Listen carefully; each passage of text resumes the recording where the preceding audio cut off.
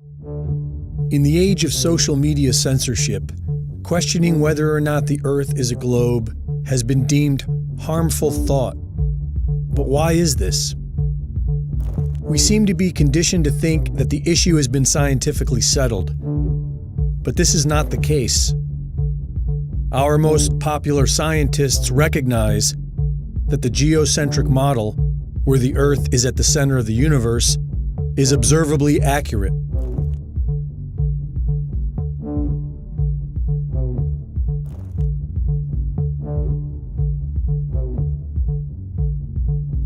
Edwin Hubble and Stephen Hawking went as far as to say that they reject the geocentric model not based on scientific reasoning, but rather because they find the thought of being at the center of the universe to be emotionally disturbing.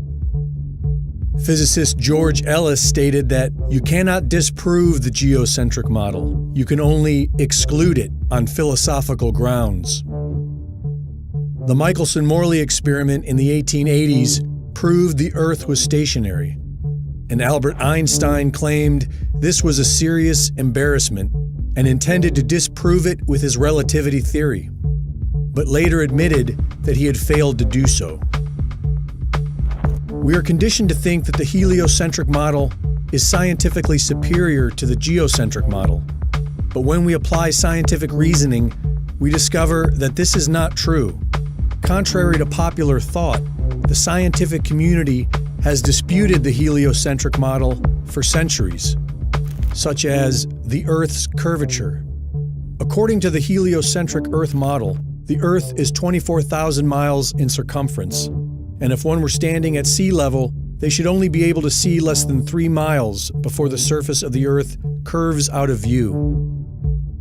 But this has been proven to be false for centuries, from the Bedford Level experiments of 1838 to modern photography.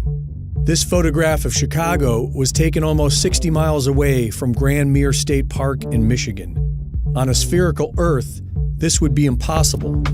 Using the Pythagorean theorem and the current dimensions of the Earth, the top of the tallest skyscraper should be 900 feet below the observable horizon.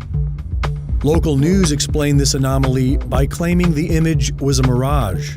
And what you're seeing here is a mirage. We typically would not be able to see this from the Lake Michigan shore. We talked about this last night. Conditions are right on the lake that we're actually seeing a mirage. They claimed that somehow light refraction and perfect weather conditions are responsible for creating a photorealistic mirage of the Chicago skyline appearing to sit on the flat horizon from almost 60 miles away. Anomalies in the Earth's curvature can also be found in old lighthouses, able to be seen for several miles past what is possible on the heliocentric model, and weapons guidance systems that are capable of sighting targets that would only be possible on a flat plane. We are accustomed to observing ships disappearing over the curve, but with modern consumer cameras, we can observe that this seems to be an optical illusion based on light reflection and the laws of perspective. Many of us tend to think the planet is too big to observe curvature, but the empirical evidence tells us that either the surface of the Earth is a flat plane or the planet is at least 100 times bigger than we are told. Another very intriguing argument for flat earthers is Antarctica, the mysterious massive continent at our southern pole that nobody is allowed to explore.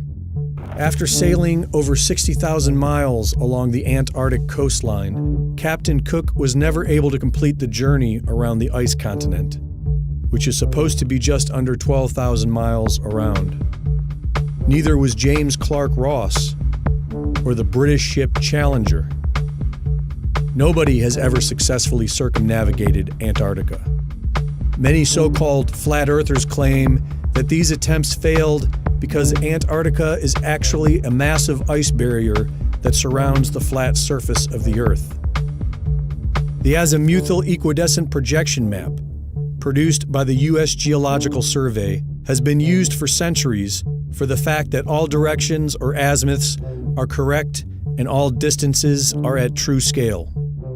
Studying this map, one can clearly see how man has been able to accurately circumnavigate the Earth on a flat plane model. And if it is in fact accurate, then it explains why after 60,000 miles, nobody has been able to completely circumnavigate Antarctica. Interestingly, this is also the map used by the United Nations. Admiral Richard Byrd, Medal of Honor winner, youngest admiral in the history of the Navy, and recipient of 3 ticker tape parades in his honor, led 4 expeditions to Antarctica. The 4th being a military operation known as Operation High Jump, with an aircraft carrier group, 4,700 men, 13 support ships, and 33 aircraft. Their stated mission was to establish the Antarctic research base Little America 4, but many believe the true nature of the secret mission was to root out the Nazis who arrived in 1939, claiming New Swabia and setting up a Nazi presence in Antarctica. In 1954, Admiral Richard Byrd spoke on TV of an area bigger than the United States with valuable resources and announced a future of international exploration. Our very distinguished guest for this evening is Admiral Richard E. Byrd. Strangely enough, there is left in the world today an area as big as the United States that's never been seen by a human being. And that's beyond the pole on the other side of the South Pole from Middle America. We've found enough of coal within 180 miles of the South Pole in a great ridge of mountains. It's not covered with snow, enough to supply the whole world for quite a while. And I think it's quite astonishing that there should be an area as big as that unexplored. That's a tremendous So challenge. there's a lot of adventure left down at the bottom of the world. Well, Admiral, do you hope to see that? I do. So I'm willing to say to you that there will be a number of expeditions that will follow, I think, year after year, at the bottom of the world, because the government has really become interested. But this never happened. In 1957, Admiral Byrd died in his sleep of a heart ailment at the age of 68. And on December 1st, 1959, all 12 countries active in Antarctica signed a United Nations treaty that outlawed all public travel south of the 60th southern parallel. This was the same time that NASA was formed. The world's attention was pulled away from exploring Antarctica and directed firmly on the moon. In 1962, a series of high-altitude nuclear tests was carried out by the United States.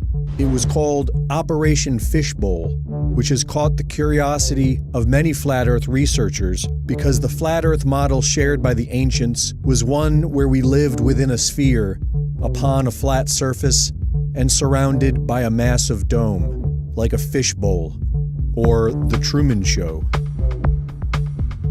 In 2012, the secret lost diary of Admiral Richard E. Byrd was published, wherein Admiral Byrd allegedly claimed to enter a hollow Earth through a hole in the center of Antarctica and meet with an advanced alien civilization. The diary provides no evidence of being authentic, and many would suggest that it portrays the distinguished admiral as a crackpot and strange tales of Antarctica as fantasy. To this day, the public is strictly prohibited from traveling below the 60th southern parallel. Nobody has ever completely circumnavigated Antarctica, and airplanes are prohibited from flying over the icy continent.